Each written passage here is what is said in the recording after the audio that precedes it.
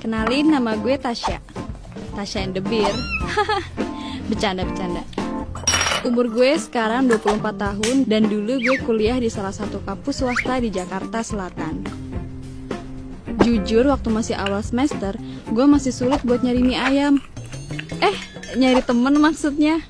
Secara gue kalau nggak selevel mah, ya you know lah. Dulu waktu SMA gue dikenal sebagai anak gaul gitu. Jadi pas kuliah gue agak selektif juga buat milih tongkrongan. Jadi pas masih awal kuliah, gue lebih nyaman temenan sama temen gue pas SMA dan nongkrong bareng mereka ketimbang sama anak-anak baru di kampus. Tapi pas mulai masuk ke semester 2, gue udah mulai nemu beberapa temen yang emang level sama gue, yang pasti gak malu-maluin kalau diajak main. Ya jadi kalau kita nongkrong gitu jadi kayak pusat perhatian gitu, karena kita girl and cool gitu. By the way, kampus gue deket banget sama mall.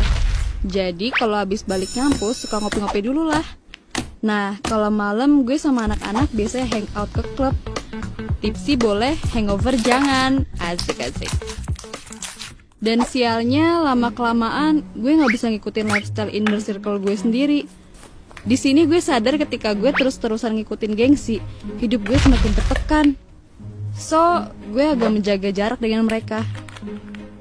Tapi di saat itu ada satu teman gue yang namanya Cindy yang masih mau temenan sama gue. Dia aslinya dari Bandung.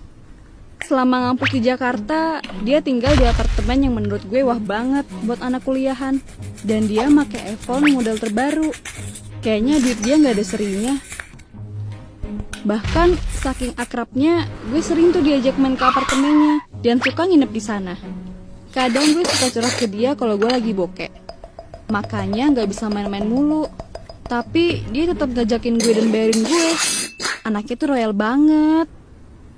Pernah suatu ketika pas gue nginep di apartemennya, gue lagi buang sampah.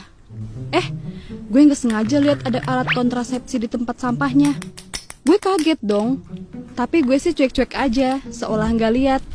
Toh itu bukan urusan gue ini. Siapa tahu dia lagi belajar niup balon.